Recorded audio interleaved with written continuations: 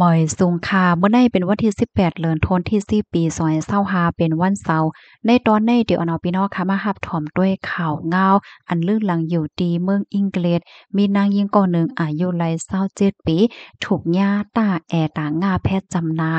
23ห้อยเมื่อพ้องดีมานั่งหรือการเรื่องงานเสียก็เดปอกเฮิรนไหนเอามานางมีชื่อว่า Deanne White อายุไล27ปีค่ะมานั่งในเหตุการณ์ที่โคงหรือเศร้าพักอินวันเซลในเปิ้นตีนั้นนั่นไหนมันไหนก็มีไว้กวนปลายเพเขามาอยู่นั่นขนาดเนาะเตเลยว่าเป็นตีลุ่มล่าด้วยถึงให้ก้นปลายเพเขามาอยู่โจเข้าเฮ็ดไหนค่ะกว่ามื้อค่ำคืนวันที่20เดือนธันวาคมที่10ปี2024เนาะข้าวยามเนี่ยก็11โมงเป็นข้าวที่มันนางเลิกการเลิกงานค่ะเพราะว่าเลิกการเลิกงานเตไปตั้งปอกขึ้นเฮิรนนั่นไหนมันนางก็ไล่อบโอ้กันดังอ้อยก็อ้อยเซตั้งโฟนเฮ็ดจังไหนเผื่อว่าฮอดถึงมาข้าวยามกลางคืน11โมงปลาย19นาทีนั่นค่ะนะโอ้ยก็ได้ยินเสียงมะนางเหย้าให้ไหนค่ะเนาะข้าวยามเปิ้นกว่าอีกนึงไหนก็ได้ยินเสียงร้องสองกำค่ะให้นั่นเหี่ยวก็เอาสายโฟนอันเขาอบโอ้กันได้หลุดกว่าเฮ็ดไหนนั่นน่ะเนาะกำในเปิ้นก็ทัดด้วยตีกองถ่าย CCTV ค่ะก็เลยครบรอบหันผู้ชายก้อนหนึ่งค่ะเนาะไปจอมมานั่งแต่จะมือมานั่งในออกดีโค้งหรือเศร้าเหย้าให้ไหนเนาะ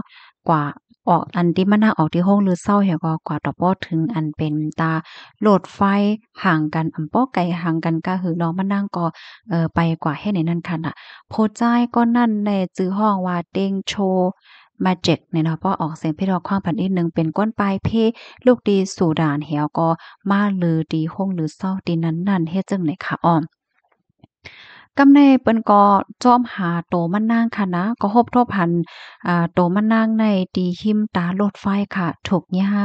ควายตาแอตางาแพทย์จำนาญใน23ตีนั่นค่ะน่ะอ้อก้นที่อันหันใต้หน้าใต้ตาเปิ้นก็ลัดว่าเมอแต่มันในอันโพใจายก็นั่นก็ปักตาต้วยมันนางในจะมืออยู่ไว้ดีโฮงหรือเศร้านั่นยาวเฮ็ดไหนคะนะเหมือนจังหนังว่าวางแผนแต่เฮ็ดอีหังเหเมียวๆเฮ็ดไหนกว่านั่งเหก็ไปด้วยอยู่เป็นหลายชั่วโมงเฮ็ดไหนคะนะปักตาไปด้วยนั่งนั่นอยู่เฮ็ดไหนค่ะเกี่ยวกับเลยร้องในตั้งฝ่ายอันโฮต่างนาเขาค่ะเนาะพอมีปนพรเขาในก็ลาดว่าเมื่อแต่เป็นอำหลายชั่วโมงนั่นใน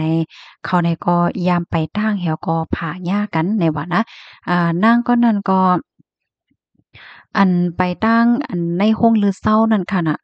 เมื่อเหลียวในตั้งฝ่ายลุ่มตะลาเขาเนี่ยก็ตึกทัดทองด้วยอะโมมันอยู่เฮ็ดไหนค่ะนะอิงเนอลองตั้งจังไหนเหวก็เฮ็ดให้ก้นเมืองอังกฤษเขาเนี่ยก็มีความถามว่าลองลุ่มลาด้วยถึงก้นปลายเพศที่ในโรงแรมโรงหรือเซาจังไหนมันหลอดเพอยู่ห้าปยก็ผู้หลายไผติเตเอาปนพรในตอนไหนว่าสองว่าเจ้าไหนเฮ็ดให้เขา อันนี้ก็เป็นรองตั้งอันเฮ็ดให้ก้นเมืองอังกฤษเขาในโกะและอำโลอำเกียกก้นปลายเพก็ป้าเฮ็ดจังไหนค่ะนะนางหญิงสาวก็ในมันก็เฮ็ดการเฮ็ดงานก้วยนั่นค่ะน่ะเนาะอำไลเฮียงแหน่ก้วยกะว่าซำไรมาย่ารองตั้งเปิงเป็นเฮ็ดจังหนังไหนไหนค่ะข้อมูลอันใดค่ะเฮาเนี่ยก็ไล่เบิ่งอิงเอามาดีห้องการข่าว UK เนี่ยค่ะเนาะเตรียมตามไว้นะคะเอาไว้ส่งค่ะ